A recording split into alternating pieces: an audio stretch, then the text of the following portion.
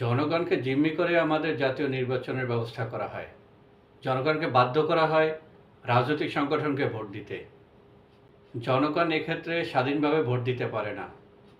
তারা স্বাধীনভাবে প্রার্থী নির্বাচিত করতে পারে না, কারণ তারা পারে না স্বতন্ত্র কোনো প্রার্থীকে ভোট দিতে, কারণ শুধু রাজনৈতিক সংগঠনই সরকার গঠন করতে পারে। এটি একটি অগণতান্ত্রিক প্রক্রিয়া। আমাদের আইন পরিবর্তন করে স্বতন্ত্র সংসদ সদস্যদের মন্ত্রিপরিষদ গঠন করার সুযোগ দেওয়া উচিত। এতে করে সরকারের একটা পরিবর্তন আসবে।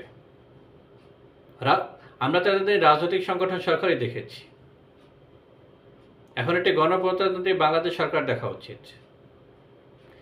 এই স্বতন্ত্র সংসদ সদস্যরা যখন সংখ্যাগরিষ্ঠতা অর্জন করবে, এর ভিত্তিতে যে সরকার গঠন করা হবে তা হবে গণপ্রজাতন্ত্রী বাংলাদেশ সরকার।